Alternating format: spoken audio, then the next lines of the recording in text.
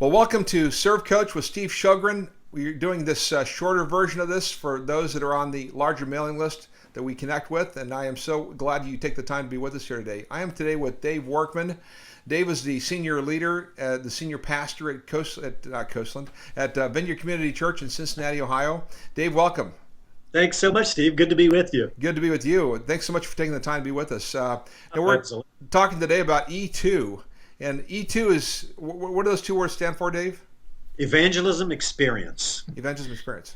Yeah, so the whole idea behind it was, could we combine practical things with a little bit of the supernatural power of God? In other words, the ways that he likes to talk with us or speak with us, the little nuances or promptings or just subtle leadings that people may have, teach people how to hear that and how to listen to those things, and then put them together to do an outreach. Mm-hmm.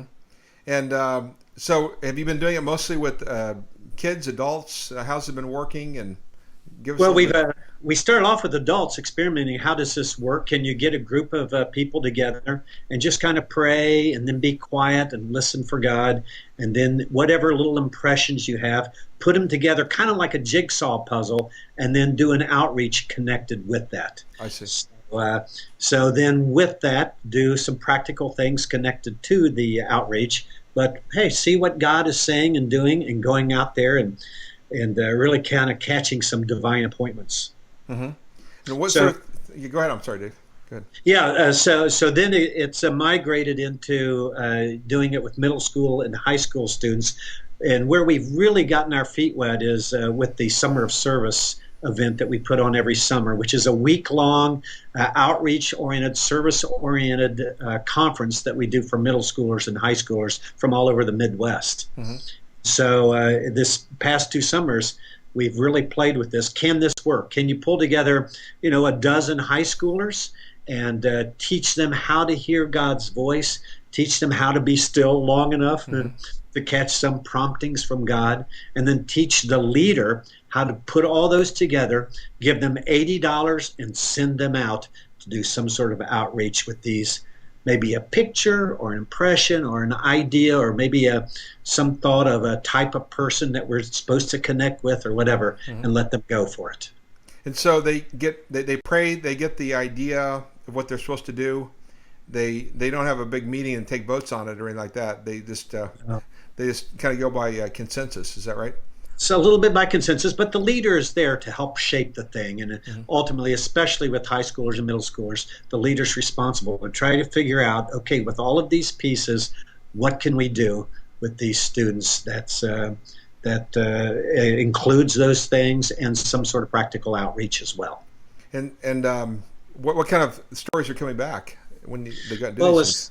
It was fun. I mean, someone would be so subtle, like the one I was telling you about earlier is the picture of a triangle, and then a picture. One other kid felt like I think we're going to be in a park or something, or they saw lots of kids in a playground area, something like that. And there were a couple other things. Well, it turns out that that the triangle was actually the park sticker that year for a particular park, a particular color even that one of the folks saw. So, okay, we'll go to that park. Here's some money. Turns out that there's a play area there with lots of kids, and of course, it's a Hamilton County park. There are trees there. So all these little things we kind of went for, got there, ended up buying the concession stand out for about an hour or so, bought everyone who walked up a free ice cream or a Coke or whatever it was, and just started conversations. And it was very, very open.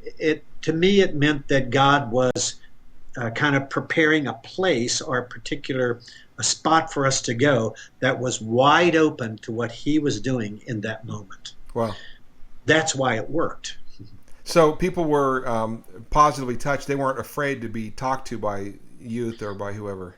Absolutely not. As a matter of fact, I was there at that one, and there was one woman there. We have a high Hispanic population around this area now. So there was a woman there whose English was a little broken. Her 4 little kids there spoke great English, so they were just ordering all sorts of stuff. And then afterwards, this woman was just shocked, and I said, is there anything that I could pray with you about? Oh, no, no, no, no, no. No, I don't need any prayer. And she walked away and took her kids. And I kid you not, Steve, 20 minutes later, she walks back up. She goes, were you serious? Oh, Said, wow. absolutely. And she wanted prayer about a couple of different things, prayed with her right on the spot. It was really, really sweet. But that was a God ordained moment. And I believe that that little group of high school students were supposed to be there at that place for a number of different things like that. Yeah.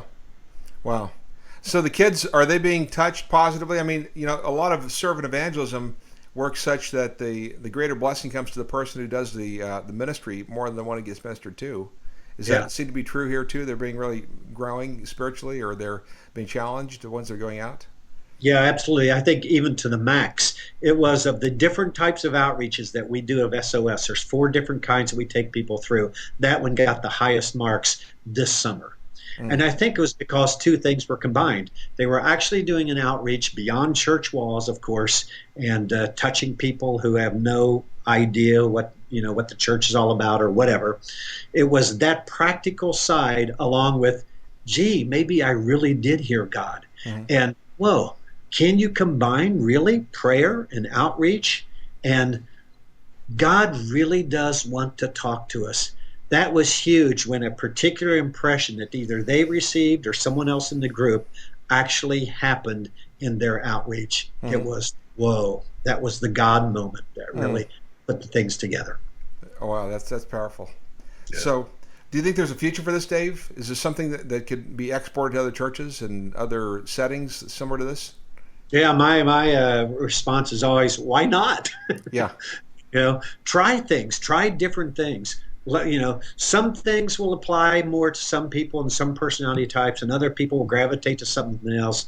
But just go for it and try to include as many different tools, or as you use the golf clubs analogy in your golf bag, Mm-hmm. use as many different things as you possibly can. But I just love the idea of combining a little bit of the supernatural or the presence of the Holy Spirit with very practical things. Mm-hmm. What was the term you used? People are not necessarily watching both these interviews, but a treasure hunt or something like that. Was that what you said? Yeah. Some of Bill Johnson's stuff that he's doing out on the West Coast, and the idea of doing treasure hunts. Wouldn't it be cool if God gave different people in a body or a group or a small group some different ideas or pictures or impressions, and then when you put all those together, perhaps it's like a treasure hunt. Perhaps you go out, God wanted to do something a little bit different because he had already planned some stuff in advance. So And yeah, it makes you lean into each other's gifts as well. really rely upon the team itself instead of being a lone ranger. Yeah, Yeah. absolutely. I think the days of Lone Ranger evangelism are over with. I think it's really pretty lonely out there to be doing any kind of outreach or evangelism without a group setting now. Does this seem to be true to you too, Dave? Yeah, I agree. And even from a philosophical or even a theological perspective, aren't things more fully enjoyed when it's with other people? Yeah. Or so, who was the psychologist author? William Glasser wrote.